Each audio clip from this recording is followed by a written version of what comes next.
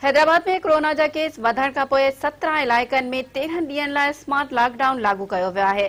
Smart lockdown वारनि इलाइक़नि में सुबुह 7 वॻे खां 2 वॻे ताईं खाधे पीते वारनि शयुनि जा दुकान खुलियल हूंदा। मेडिकल स्टोर, भाॼियुनि ऐं खीर जा दुकान बंदि न थींदा। हैदराबाद ज़िला इंतज़ामिया पारां जारी कयल नोटिफिकेशन मूजिबि कासमाबाद जे नसीम नगर, वाधूवा रोड, भिटाई टाउन ऐं भिटाई नगर में lockdown, citizen colony, Gulistan Sajjad, अलमदार चौक, बल्दिया कॉलोनी, कोहसार, एयरपोर्ट रोड ऐं ॿियनि इलाइक़नि में बि लॉकडाउन कयो वियो। नोटिफिकेशन मूजिबि आम माण्हुनि जी अच वञ बंदि हूंदी। एमरजेंसी जी सूरत में गाॾी में 2 माण्हुनि जी अचण वञण जी इजाज़त हूंदी। माण्हुनि जी समाजी गॾिजाणियुनि ते पाबंदी हूंदी। घरनि में बि प्रोग्राम करण ऐं गॾिजाइण जी इजाज़त न हूंदी।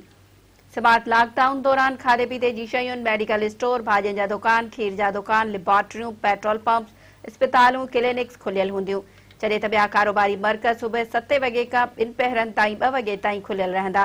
पोलियो मुहिम बि हिननि इलाइक़नि में जारी रखी वेंदी। मुतासिर इलाइक़नि जे हर घर मां कंहिं हिक भाती खे खाधे पीते जूं शयूं ऐं दवाऊं वठण लाइ ॿाहिरि वञण जी इजाज़त हूंदी। सुञाणप कार्ड लाज़मी हूंदो। पब्लिक ट्रांसपोर्ट ते मुकमल पाबंदी हूंदी। रक्षा, सुज़ुकियूं ऐं बसूं ऐं ॿियूं गाॾियूं इलाइक़नि में हलाइण जी इजाज़त न हूंदी। सरकारी मुलाज़िमनि खे अच वञ जी इजाज़त हूंदी। ज़िला इंतज़ामिया मूजिबि लॉकडाउन वारी नोटिफिकेशन ते सख़्ती सां अमल करायो वेंदो।